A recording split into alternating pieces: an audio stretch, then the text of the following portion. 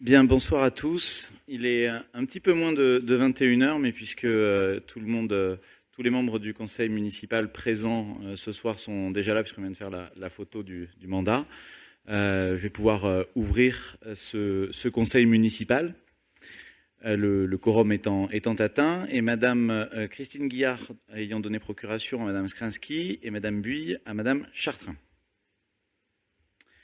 Donc ce conseil municipal, qui sera donc beaucoup plus long que celui d'hier, et beaucoup plus monotone, je vous prie de m'en excuser, puisque n'ayant pas encore attribué formellement les délégations, je vais donc être le rapporteur de l'ensemble des points, sauf à 3 reprises, aux points 3.2, 4.2 et 5.2, où c'est ma première adjointe, Madame Bozon, qui fera voter les comptes administratifs.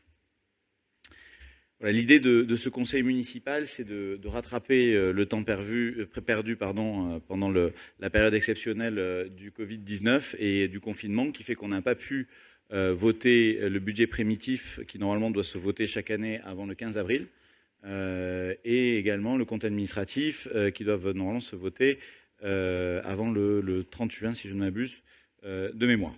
Donc c'est une séance de rattrapage et une séance d'ouverture sur un certain nombre de points du mandat. Donc d'abord, le point numéro 1, décision du maire prise en vertu de sa délégation. On avait toute une série. Certains concernent des travaux, notamment sur la route de Rabastens. Je m'attarderai simplement sur l'avant-dernière, les 65 000 € hors taxe. En fait, c'est le prolongement des travaux qu'il y a eu sur la route de Rabastens entre la voie ferrée et le rond-point, qui n'était pas prévu, et la routière. Voilà, donc c'est pour ça que c'est ce prolongement-là. Est-ce qu'il y a des questions? Oui. Prenez le micro.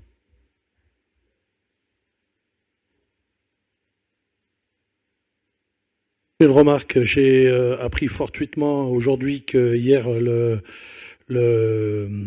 conseil avait été filmé. J'aurais aimé déjà que vous nous le disiez et surtout que ce soit pas sur les réseaux sociaux sans notre accord. Moi, ça me gêne d'être sur Facebook, j'ai pas l'intention d'y être, donc je voulais juste, c'était l'intronisation, ok, je pense que ce sera la dernière fois. Ce soir, c'est pas prévu que ce soit filmé, en tout cas, et effectivement, et je vous prie de nous excuser de pas avoir prévenu, juste ça, ouais. parce que pour le coup, c'était pas une mauvaise intention. C'était en fait, c'était pas comme c'était le premier conseil, c'était parce que vu que la disposition du Covid fait qu'on ne peut pas accueillir les spectateurs dans des conditions normales, et même nous, on n'est pas placés dans des conditions normales ce soir. Du coup, c'était l'idée de pouvoir donner accès au conseil. C'est vrai qu'on aurait dû vous prévenir. Et vous faites bien de revenir sur le conseil d'hier, parce que je voudrais apporter une clarification. Certains sont peut-être étonnés d'un bulletin nul dans l'élection du maire. Et moi-même, je me suis étonné. Et donc, je tiens à fournir l'explication. Un ou une membre nouvellement élu de mon groupe municipal, n'ayant pas vu les bulletins déjà imprimés, étant un petit peu sous le coup de l'émotion, n'a marqué que mon prénom et pas mon nom. Donc voilà, donc c'est ce qui est ça. C'était le moment qui était empli d'émotion. Voilà, donc ça ne change rien, mais je voulais apporter cette précision. Les décisions du maire prises en vertu de cette délégation, donc ça c'était le point numéro 1 qui n'est pas soumis au vote. Projet de délibération numéro 2. Donc là, c'est le débat d'orientation budgétaire. Donc vous avez pu voir le tableau. Vous avez été destinataire aussi du rapport d'orientation budgétaire 2020 fait par Local Nova.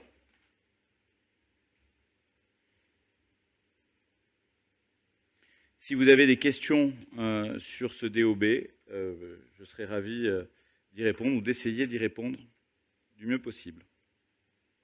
Oui, Madame Larmitot. Juste un petit point de détail et une question de Candide. Quelle plus-value effectivement à faire intervenir un prestataire extérieur quand on a des compétences, me semble-t-il, en interne? Est-ce que c'est la recherche d'objectivité par rapport aux résultats? Alors, là-dessus, c'était une demande justement des services en interne de pouvoir apporter un éclairage neutre, extérieur et qui donne des perspectives. Je ne vais pas hésiter là-dessus à laisser répondre le directeur général des services, puisque c'était lui qui avait soulevé cette hypothèse.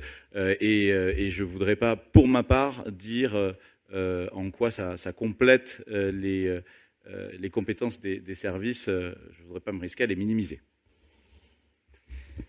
Merci, monsieur le maire.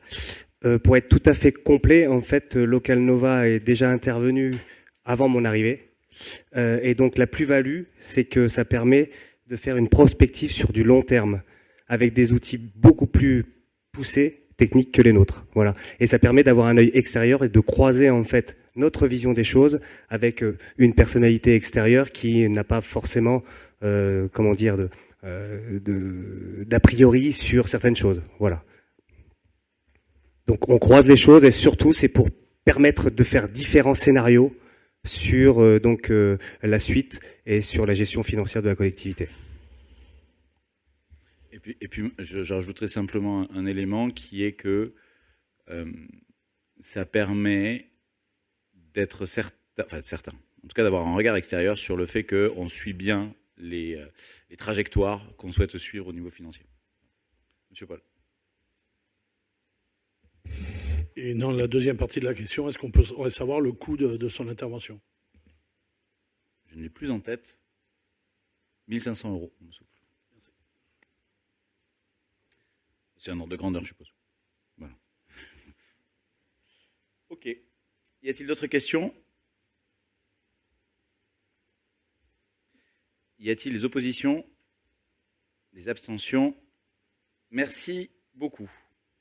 Point numéro 3, alors là il s'agit du budget principal de la commune, avec la première délibération, le projet de délibération 3.1. Donc là il s'agit de l'adéquation entre le compte de gestion et le compte administratif, donc c'est quelque chose de formel, mais il est bon de voir qu'il y a une adéquation parfaite entre le compte de gestion et le compte administratif. Est-ce qu'il y a des questions? Des oppositions? Des abstentions? Merci beaucoup. Non, pas d'abstention. Non, c'est sur l'adéquation. Si? D'accord. D'accord. Levez bien les mains comme ça. Enfin, monsieur Paul, vous le levez très, très haut. Pour les autres. Donc le point numéro 3.2. Donc il s'agit du compte administratif 2019.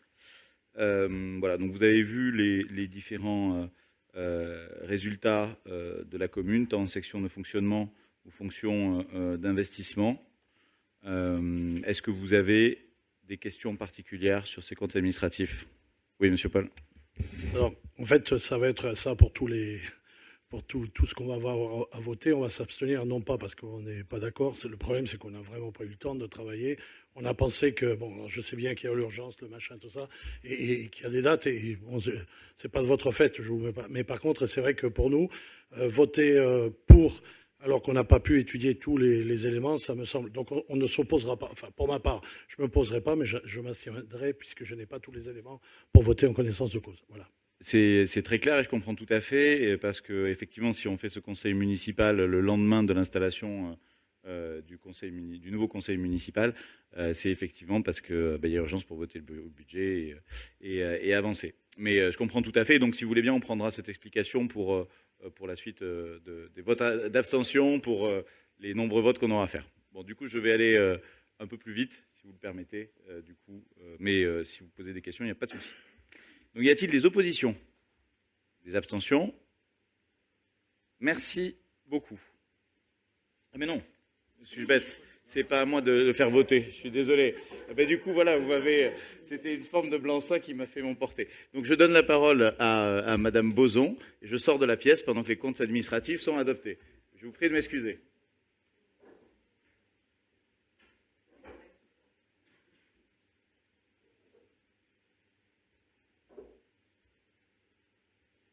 Bon, ben là, c'est facile, le travail est déjà fait.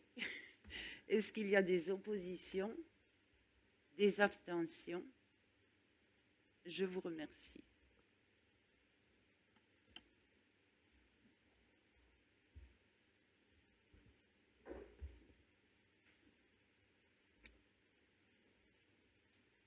Merci beaucoup.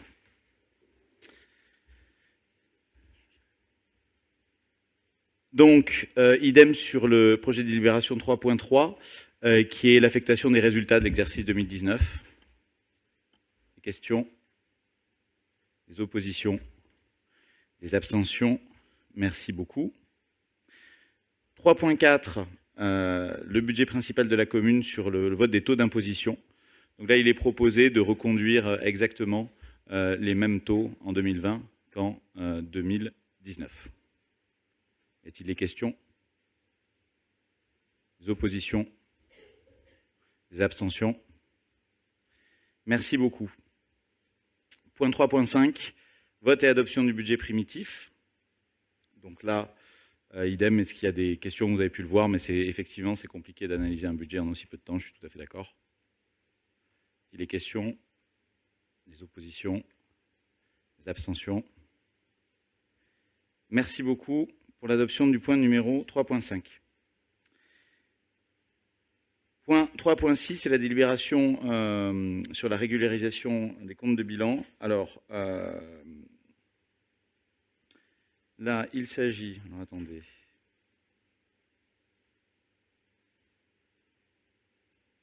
Oui, c'est une régularisation de compte demandée par le nouveau trésorier. Vous allez voir, il y a quelques points qui sont des demandes du nouveau trésorier. C'est une régularisation donc de 15 800 € d'aide publique qui avait été perçue pour la tempête Klaus, de 16 897 et de 66 305 de FISAC. Voilà. Donc il faut régulariser ces comptes pour une écriture. Donc c'est une écriture comptable de 99 000 €. Est-ce qu'il y a des questions? Des oppositions? Abstentions? Merci. Alors, également, le point 3.7, là c'est pareil, c'est une demande du nouveau trésorier qui est particulièrement rigoureux et qui en fait veut régulariser une écriture qui consiste à apurer un compte de 7 714 € qui était dû à un changement de comptabilité, de normes de comptabilité, passage à la comptabilité M57 en 1997. Voilà. Donc, y a-t-il des questions? J'espère qu'il n'y en a pas parce que c'est pas dit que je puisse répondre. Y a-t-il des oppositions? Des abstentions? Merci beaucoup. Point adopté. Également, une demande d'une provision pour risque d'impayé qui est aussi une demande du trésorier, du nouveau trésorier. Donc ça veut dire c'est en fait qu'il y a des créances non recouvrées. Essentiellement, c'est des places de marché ou des reliquats d'impayés de cantine scolaire. Et au cas où on n'arriverait jamais à recouvrer ces créances, le trésorier nous demande d'inscrire au budget 2 965 € en crédit. Question? Les oppositions, les abstentions? Je vous remercie. Ah, et le point 3.9. Alors c'est un point délicat, je vous avoue. Quasi anecdotique, mais quand même, puisqu'il s'agit quand même d'un peu plus de 400 €. En fait, un téléphone portable a été perdu dans la mairie, en mairie. Il nous a été rapporté un téléphone portable d'assez grande valeur, et on a manifesté, la mairie a manifesté sur Facebook le fait que tel téléphone avait été perdu, et quelqu'un est arrivé en disant qu'il avait perdu effectivement le téléphone en reprenant la description du téléphone qu'on avait indiqué sur Facebook, et il se trouve que l'agent en question du coup n'a pas vérifié davantage et le lui a donné, et quand la bonne personne est revenue, on s'est aperçu qu'on s'était trompé de personne, et donc je vous propose de dédommager la personne pour le rachat d'un téléphone. Voilà. On a eu quelques hésitations. Est-ce que c'était de la faute de la personne de l'avoir perdu ou de nous de l'avoir mal donné? Je vous propose ce soir de faire ce geste. Y a-t-il des oppositions? Les abstentions? Merci beaucoup. Alors, point numéro 4.1, on passe maintenant à un budget annexe, celui de l'eau potable. Alors là, pareil, il s'agit d'approuver les comptes de gestion, et on voit le fait que le compte de gestion et le compte administratif sont tout à fait correspondants. Est-ce qu'il y a des questions? Des oppositions? Des abstentions? Merci beaucoup. Je vais donc présenter le compte administratif sans le faire voter. Est-ce qu'il y a des questions sur le compte administratif 2019 du budget annexe eau potable, dont on voit qu'il reste, les résultats sont très positifs. Juste pour vous dire, les 9 000 euros en section d'investissement, c'est rue de Garderive, je crois. C'est ça. S'il n'y a pas de questions, je vais passer la parole à Madame Bozon.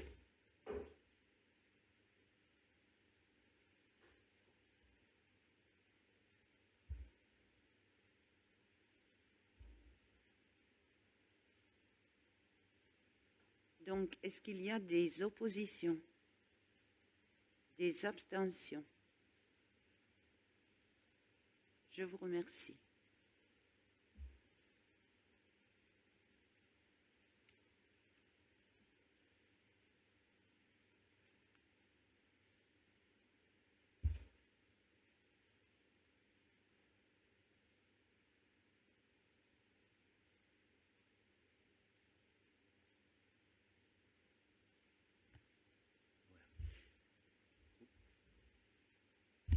Oui, allez-y, Monsieur Michelon. Donc, je ne sais pas si, parce qu'effectivement, on a été informé un peu tard sur les comptes de gestion et comptes administratifs, mais je m'étonne de ne pas voir, mais peut-être qu'il n'existe pas, vous allez me le dire, le budget annexe du CCAS.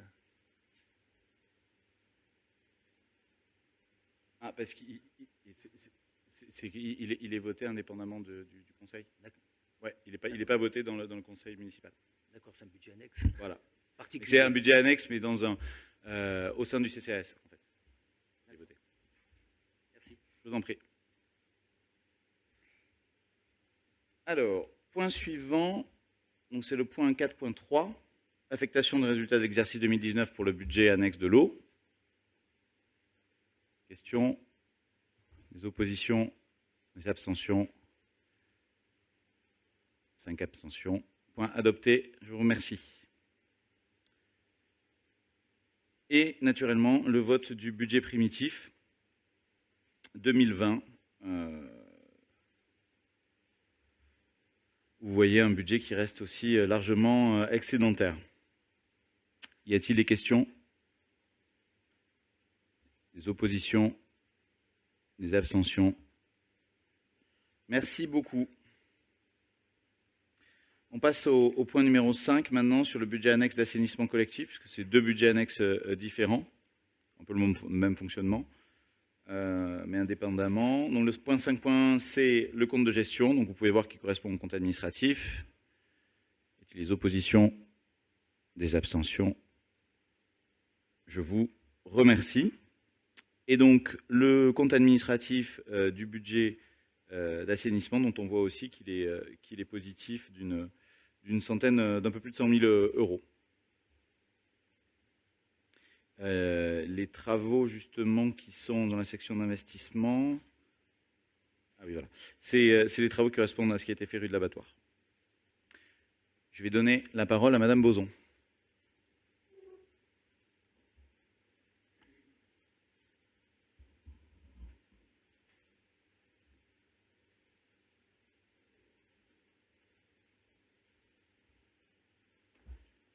Donc, y a-t-il des oppositions?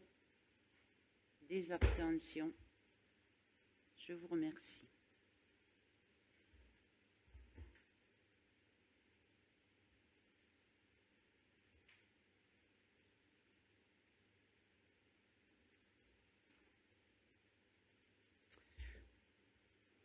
Merci beaucoup. Point suivant, c'est le point 5.3. Donc c'est l'affectation des résultats, parce qu'on est toujours dans le même principe. Y a-t-il des oppositions? Des abstentions? Merci beaucoup. Et puis, naturellement, 5.4, le budget primitif, dont on voit aussi qu'il est assez largement excédentaire. Y a-t-il des questions? Des oppositions? Des abstentions? Merci beaucoup. Alors la section 6, ce sont des projets de délibération pour des demandes de subventions. Alors, les retours que l'on peut avoir aujourd'hui nous laissent penser que on n'aura pas gain de cause sur toutes les demandes de subventions qu'on a là. Néanmoins, il faut les soumettre au conseil municipal pour faire les demandes. Voilà, j'espère qu'on aura au moins un retour positif sur la question du canal, puisque c'est largement le point le plus important. Donc vous allez voir sur chacune des délibérations, vous avez donc le coût de l'opération totale, la partie autofinancement et ensuite les différentes demandes de subventions selon les différents organismes. Vous avez l'État, la région, le département, vous avez parfois l'agence de l'eau, vous avez, voilà, selon les différents agences de l'eau, Adour-Garonne par exemple. Donc, l'idée est de pouvoir, puisqu'on avait préparé ces dossiers, on profite d'être immédiatement opérationnel pour faire ces demandes, mais après, l'argent public pouvant se faire rare en ce moment, enfin en tout cas étant très sollicité, on va... voilà, je veux vous dire qu'on ne demande pas ces subventions en se disant qu'on les aura toutes, malheureusement. On aurait pu le penser il y a quelques mois, mais là les retours qu'on a sont plus difficiles. Alors, point 6.1, donc là c'est un programme sécurisation et PMR à Ménoni. Pour 81 000 euros, dont 16 000 d'autofinancement. Y a-t-il des oppositions, des abstentions? Je vous remercie. Point adopté. Le point numéro 2, 6.2, c'est l'acquisition de matériel pour progresser dans les stades zéro phyto. Donc ça, il y en a pour 7 000 euros en tout, et on espère en avoir que 1 400 euros d'autofinancement. Donc quasiment 6 000 euros de la région. Les oppositions, les abstentions, je vous remercie.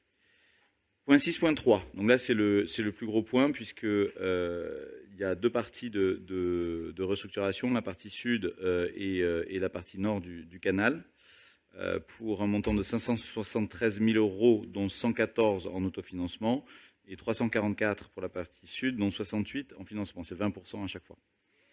Voilà. Et là, on espère que, en tout cas, l'État, qui a une grosse part de financement, puisqu'on lui demande 40% du financement de ces opérations, répondra présent, mais on a bon espoir là-dessus. Y a-t-il des oppositions, des abstentions? Merci beaucoup. Point 6.4. Là, c'est rénover, et notamment en termes thermiques, la salle d'échecs, des échecs. Salle d'échecs, ça peut prêter à confusion. La salle destinée au club d'échecs, des échiquiers vicois. Là, comme ça, au moins, c'est plus clair. Donc là, il s'agit d'un coût de 10 000 euros, dont 50% seraient en autofinancement et 50% en DETR. Y a-t-il des oppositions? Oui, bien sûr. Juste une question. Moi, la dénomination salle des échecs me gêne parce qu'en fait, ça veut dire qu'elle est destinée qu'à ça. Ça veut dire que si demain il y a un club de dames ou je sais pas quoi, ils pourront pas y aller. Enfin, ça me gêne un peu, simplement ça. Après, sur le principe, bien sûr qu'on va voter pour, mais je pense qu'une salle communale, même si elle est à destination prioritaire de tel ou tel club, elle doit rester avec une vocation communale. Voilà. Vous avez entièrement raison sur le principe, et c'est comme ça qu'on a géré toutes les salles. Donc bien évidemment, celle-là, c'était pour la cibler. Effectivement, c'est la salle communale destinée pour le moment à l'utilisation par le club des échiquiers vicois. C'est beaucoup plus long à dire, mais c'est plus juste. Y a-t-il des oppositions? Des abstentions? Merci beaucoup. Point 6.5. Là, c'est sur la poursuite de la rénovation de l'aménagement du cimetière pour 3 000, c'est plus petite somme, pour 3 378 euros, dont 50% d'autofinancement. Y a-t-il des oppositions? Oui, une question. Oui. Puisqu'il nous est donné de parler du cimetière, je vais simplement signaler que le cimetière est au grand ouvert quasiment tous les soirs et qu'un jour, on aura plus que 3 000 euros quand il faudra réparer toutes les tombes qui seront dégradées. Et ça, j'attire votre attention. Je sais que c'est un sujet compliqué C'était compliqué quand on y était, donc ça doit être compliqué pour vous aussi. Mais je pense qu'il faut arriver à trouver une solution pour qu'au moins que la nuit, le cimetière soit fermé. Enfin, moi, je sais pas. C'est effectivement un problème qui est très difficile de trancher parce que vous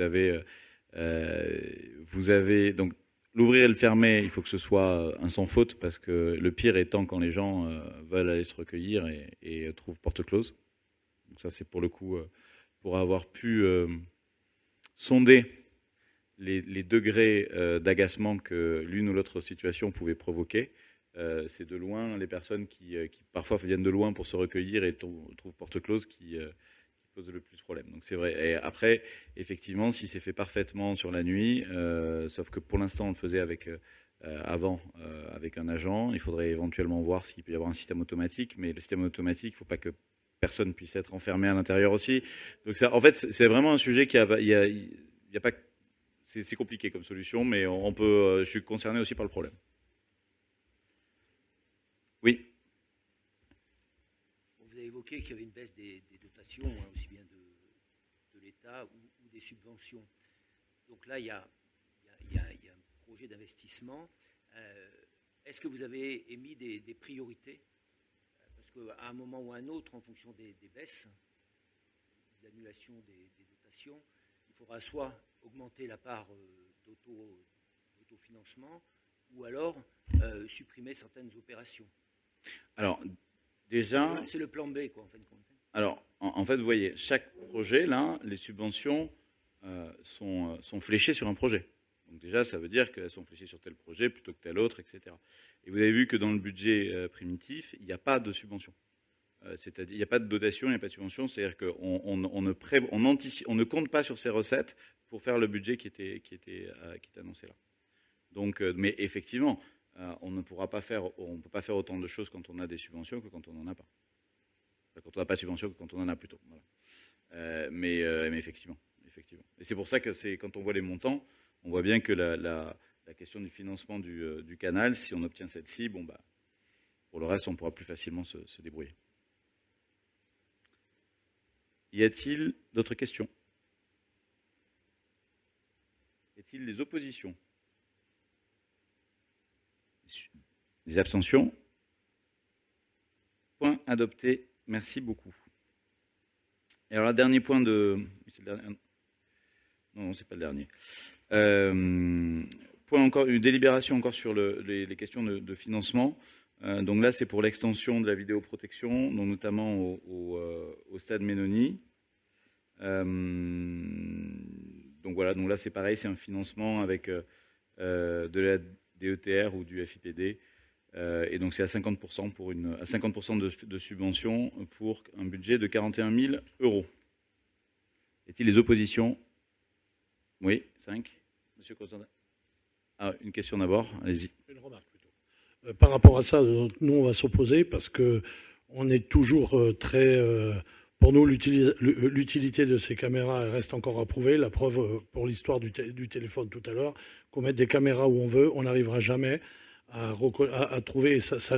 Moi, nous serions plus partisans de recruter une personne supplémentaire en termes de police municipale qui pourrait aussi faire du lien, etc., plutôt que des caméras.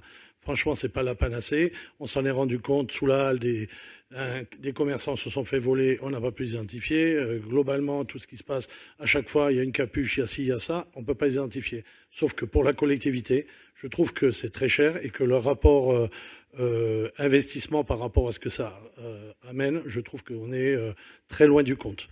Bon. C'est pour la raison pour laquelle nous opposerons. Très bien. Alors, je suis d'accord avec vous sur le fait que c'est cher, que ça reste cher. Je pensais que ça serait de moins en moins cher les années passant. Et en fait, non. En revanche, si elles n'ont pas permis de toujours trouver la personne qui a commis tel ou tel délit, elles ont quand même pu trouver un certain nombre de fois. Donc, le résultat est plus mitigé que ça et ça a servi. Après, ce qu'on ne peut pas mesurer, ce qui est plus difficile de mesurer, c'est l'aspect de dissuasion. Parce que du coup, est-ce qu'il n'y aurait pas eu plus de méfaits commis sans elles? Voilà. Oui. Et par rapport à ça, est-ce qu'on pourrait on avait rencontré le gendarme, je ne me souviens plus son nom, là, qui avait travaillé là-dessus et tout ça. Est-ce que nous, on aimerait bien avoir aussi un point sur justement par rapport aux actes de délinquance, etc., et ceux qui ont été résolus grâce à ça. Ça nous permettrait aussi peut-être de revoir peut-être un peu notre vision, qui me semble... voilà. Oui, oui. Alors, normalement, la gendarmerie nous fait un point par an, mais on pourra effectivement dédier soit une séance du conseil, soit une réunion dédiée là-dessus. Et je pourrais demander un rapport. Alors, il y a aussi qu'on va installer le comité d'éthique. Je crois que c'est comme ça qu'on l'appelle, qui justement vérifie qui a pu regarder. Donc, il y a des représentants d'associations, de commerçants, je crois. Voilà, on doit le réinstaller, ça, au cours du mois de juillet. Okay. Alors, point suivant. Donc, encore une demande de financement. Donc là, ce sont sur les schémas directeurs d'eau et d'assainissement, ce sont des études justement pour savoir où on en est et est-ce qu'on devra, quelle stratégie adopter sur. Pardon, est-ce que j'ai fait voter Non, je n'ai pas fait voter le point d'avant, puisque oui, vous avez posé une question. Donc, effectivement, le point 6.6, y a-t-il des oppositions, des abstentions? Je vous remercie, j'avais fait à moitié voter. Donc, le point 6.7, c'est sur les schémas directeurs d'eau et d'assainissement. Est-ce que vous avez des questions là-dessus? Est-ce qu'il y a des oppositions, des abstentions? Merci beaucoup. Le point numéro 7. Là, il s'agit de la présentation du rapport d'activité GRDF pour l'année 2019. Je comprendrai aisément que vous n'ayez pas eu le temps de lire et d'approfondir ce rapport dans le temps. Moi-même, je l'ai très rapidement regardé. Donc là, je demande simplement au conseil municipal d'en prendre acte. Il n'y a pas de vote, hein, c'est là-dessus, c'est simplement d'en prendre acte. Et si vous avez une question lors de la prochaine séance, n'hésitez pas à la poser sans problème. Oui. Simplement, si on peut avoir un document un peu plus détaillé que ça, parce que les chiffres posés comme ça, c'est un peu compliqué Voilà, on n'est pas des experts en électricité, donc ce serait bien que GRDF fasse un peu d'effort sur la présentation un peu plus détaillée, quoi. On a quelque chose de plus détaillé à communiquer ?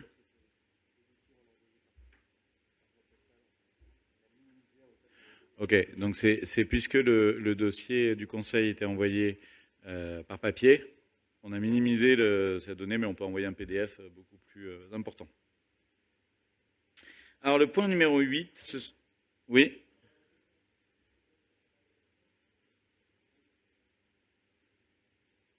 D'accord. Le point numéro 8, ce sont les crédits d'heures réservés aux maires et adjoints et conseillers municipaux. C'est-à-dire que ça acte un nombre d'heures que vous pouvez faire valoir pour ceux qui ont un employeur pour venir à des réunions de la mairie. C'est-à-dire que l'employeur ne vous paie pas, mais vous pouvez dire que pendant ce moment-là, vous pouvez, je vois des sourires, vous pouvez venir à une réunion. Donc ça veut dire, donc c'est trimestriel. Bon, pour le maire, soit, mais pour les adjoints et conseillers délégués, c'est 70 heures. Pour les conseillers municipaux, 10h30. C'est un maximum, hein, ça ne veut pas dire que vous allez venir 70 heures de réunion par trimestre. Est-ce qu'il y a des questions? Est-ce qu'il y a des oppositions? Des abstentions? Bon. Alors, le projet de délibération numéro 9, donc sur les taux d'indemnité des élus. Donc, je crois qu'on vous a fait passer un tableau que j'aimerais qu'on me redonne. Il n'a pas été passé. Il est où?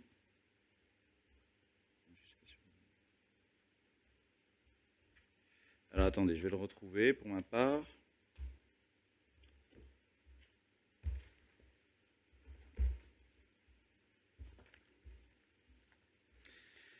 Bon, alors je suis confus parce que je pensais qu'on vous l'aurait fait passer dans la journée.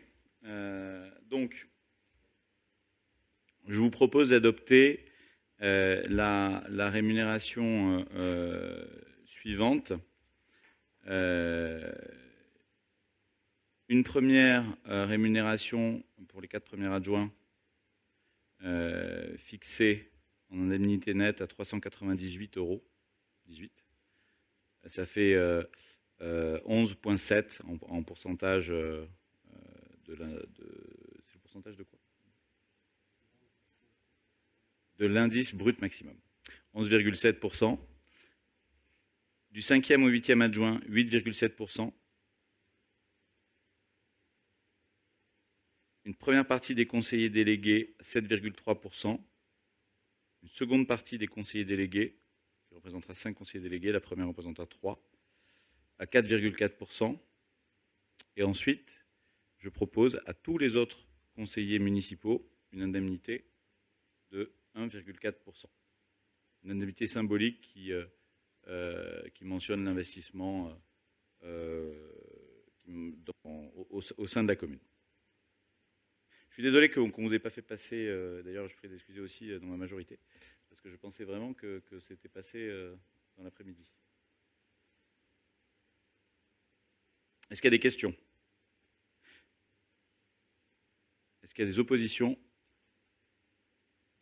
Est-ce que vous revoyez les taux par rapport à la présence? Parce que bon, sur le mandat d'avant, il y avait par exemple un élu qui n'a jamais été là de tous les conseils.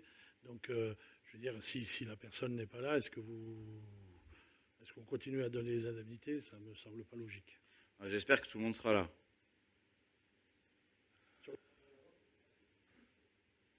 Mais écoutez, si quelqu'un devait vraiment être absent extrêmement, avec une régularité incroyable, j'essaierai plutôt de voir si elle ne veut pas laisser sa place au prochain sur la liste. Voilà. Est-ce qu'il y a des oppositions? Des abstentions? Je vous remercie. Sachez que sachez qu'on vous fait passer le tableau au plus vite et je prie de m'excuser, j'avais compris. Ok. Oui, parce que c'est automatique. C'est-à-dire que si on ne vote pas les indemnités du maire, il a les indemnités par défaut prévues par le Code général des collectivités territoriales. Alors, au même titre qu'on a donné les chiffres, j'aimerais que ce soit marqué le chiffre et non pas le 55%. D'accord, s'il vous plaît, et plus les 15%. Bien sûr. Donc si on pouvait mettre le chiffre, ça permettrait d'être plus clair pour tout le monde. Ça fait à peu près 1900 et quelques euros net. Oui, c'est ça. Ça fait 2139,17 € plus... Non, je crois pas. En net, ça fait... En brut. Ah, bah là, en brut. C'est pour ça, on est d'accord. Voilà. J'ai donné les autres chiffres en net. Ok. Merci beaucoup. Point de délibération numéro 10. Alors, oui, c'est le dispositif de prise en charge des frais d'émission et des frais de représentation pour certains mandats. Est-ce que vous avez des questions là-dessus? Et je vous avoue que je laisserai le directeur général des services pouvoir y répondre si vous en avez, puisque il s'agit de différents frais de représentation. Je vous avoue que les dernières années, les seuls cas où ça a été utilisé, c'était les années où j'ai pu y aller et où les services ont pu y aller pour le congrès des maires, et quand le préfet ou la préfète venait. C'était à ma connaissance les seuls cas. Voilà. Oui. La ligne budgétaire, le montant, c'est quoi? Parce que je pense qu'il y a une ligne budgétaire au-delà de laquelle on ne doit pas dépasser. Est-ce qu'elle a été choisie? Vous l'avez en tête ou vous ne l'avez pas? Oui, allez-y, monsieur le président. Je vous avoue que j'ai demandé juste de continuer comme... C'est exactement comme les exercices précédents. Donc la ligne est à hauteur de 3 000 €.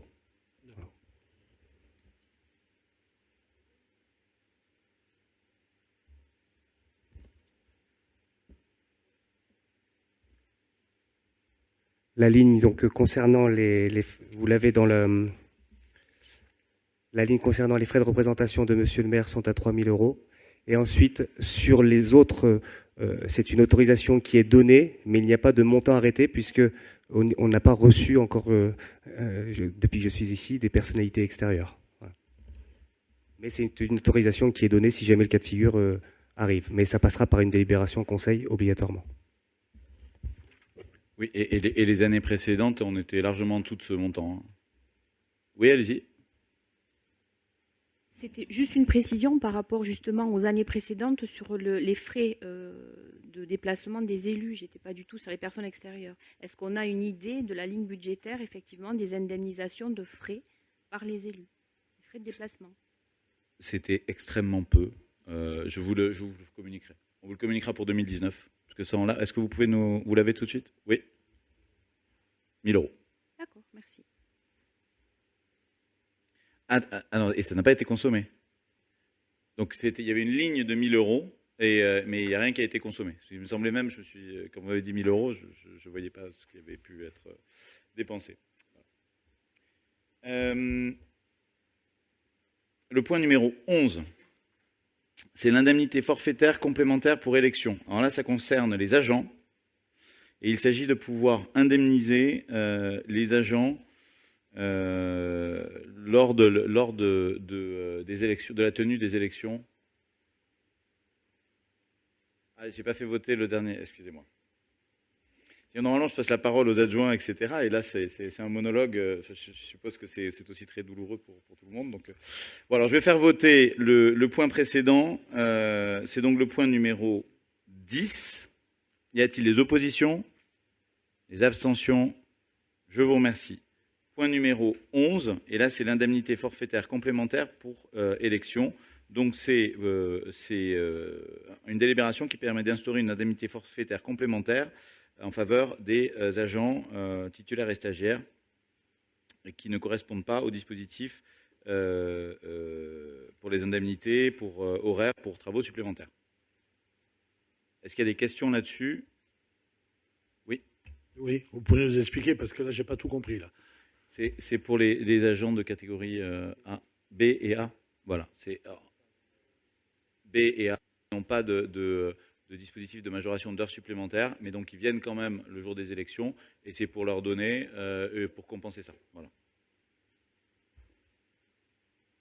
Y a-t-il d'autres questions? Y a-t-il des oppositions? Les abstentions? Je vous remercie.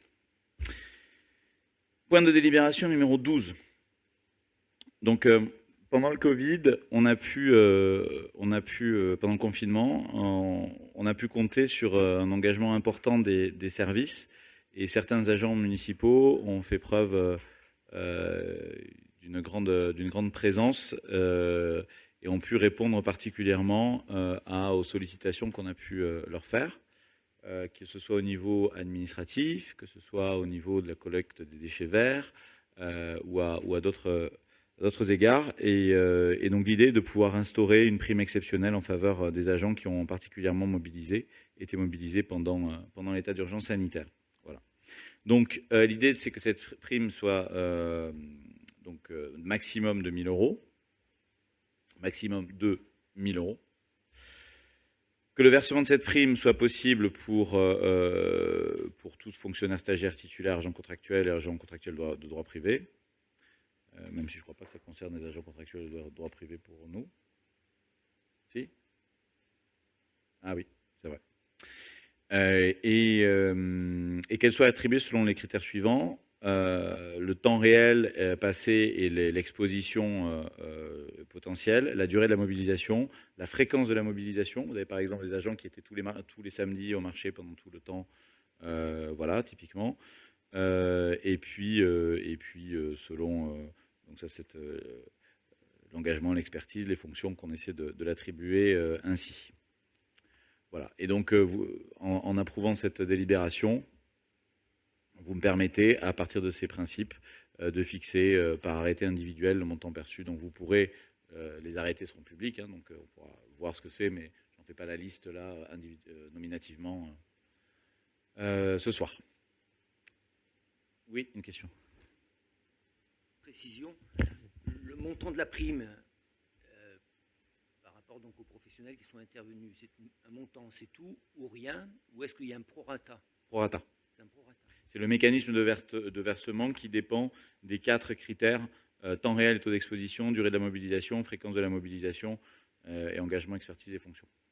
Bon, et pour le dire clairement, je pense, je répondrai favorablement aux propositions du directeur général des services en la matière. Oui. Une évaluation. C'est finalement le retour du directeur général des services qui m'a fait une proposition selon le type d'agent, selon leurs interventions, etc., selon le type d'intervention, la fréquence, enfin voilà, et j'ai trouvé que ces propositions étaient cohérentes. Ah, Monsieur Constantin, si vous voulez ajouter une précision. Oui, la méthode de calcul est basée sur la fonction publique d'État. Donc il y a 3 seuils selon les critères qui sont évoqués dans la délibération. Donc c'est sur proposition du directeur des services techniques et de la GRH. Donc tout est transparent avec un tableau récapitulatif. Et forcément, la personne ou les agents qui ont été manifestement sur le terrain régulièrement ont beaucoup plus, entre guillemets, pour faire simple, qu'un agent qui est venu de façon, on va dire, ponctuelle. Voilà, donc il y a des vrais critères avec un tableau qui est fait effectivement d'évaluation. Ça veut dire qu'on nous demande de se prononcer sur un principe, mais pas sur un montant. Le montant sera communiqué. Hein. Enfin, c'est public, quoi, ce que je veux dire. Oui, on peut vous faire passer le détail. Après, de toute façon, tous les arrêtés vont être publiés et ils sont nominatifs. Les arrêtés qui seront publics et donc affichés seront nominatifs. Simplement, il y aura une feuille et un arrêté par personne. Y a-t-il des oppositions? Des abstentions? Je vous remercie. Projet de délibération numéro 13. Alors là, il concerne la mise à disposition des véhicules pour les agents et pour les élus, éventuellement. Est-ce que vous avez des questions sur la description du dispositif?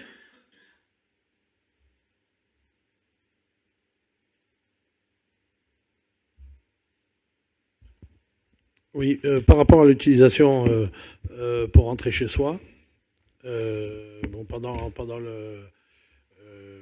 la Covid, on a vu les véhicules de la mairie pour rentrer chez soi. Est-ce que c'est voilà, j'aimerais qu'on soit bien clair que ce soit bien. Pour moi, c'est pas assez clair. Pour moi, l'utilisation. J'aimerais que, moi, ça me gêne pas qu'on utilise un véhicule de la collectivité dans le cadre où on peut être appelé le soir, etc. Ça me gêne pas, mais j'aimerais que ce soit très clairement défini pour qu'il n'y ait aucun abus. S'il vous plaît.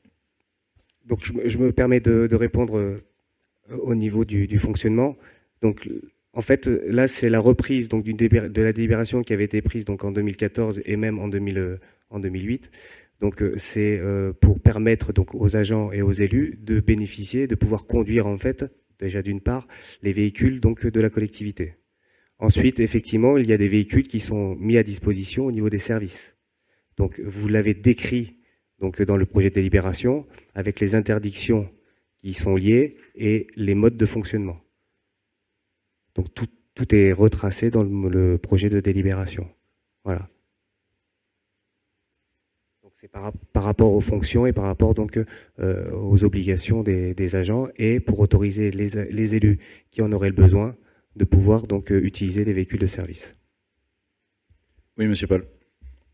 Oui, enfin, pour être plus clair, nous aimerions qu'en fait les services, que ce soit marqué que telle personne de tel service a le droit de, voilà, simplement qu'on sache, enfin telle personne, pas le nom, mais la fonction, hein, qu'on soit bien d'accord, et que pour savoir exactement qui l'utilise, dans quelles conditions, etc.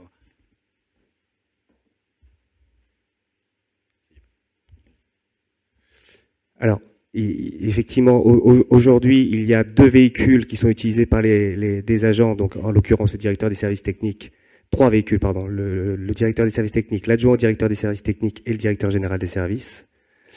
Et ensuite, c'est des autorisations. Il faut que Monsieur le maire donc fasse à des ordres de mission, soit aux agents, soit aux élus, pour utiliser les véhicules de service.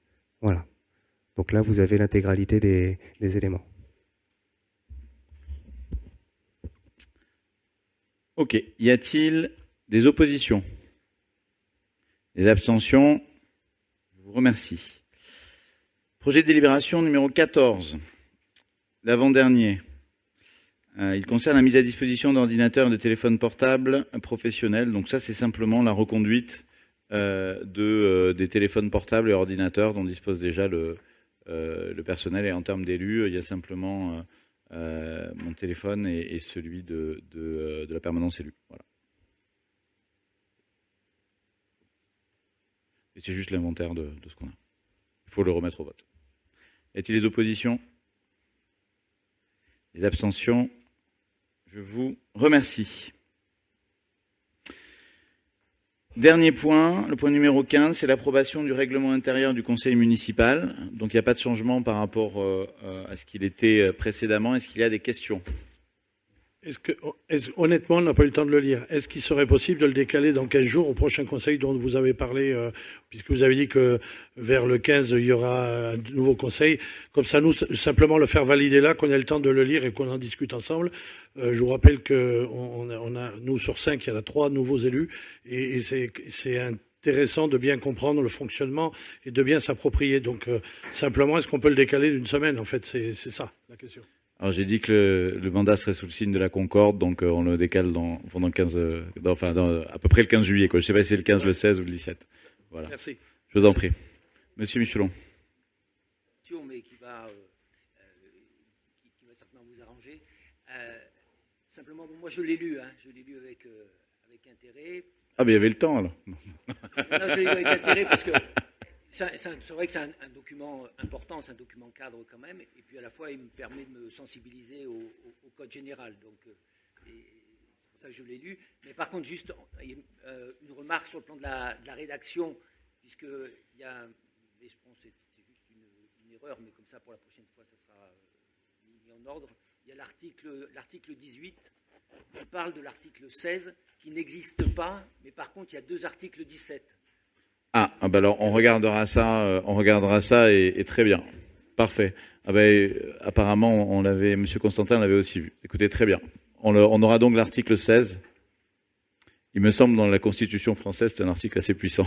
Mais donc on va réinstaurer l'article 16 sur votre demande. Sur ce, je vous remercie. Est-ce qu'il y a d'autres questions? Eh bien écoutez, le conseil municipal est clos. Je vous remercie, je vous souhaite une excellente soirée.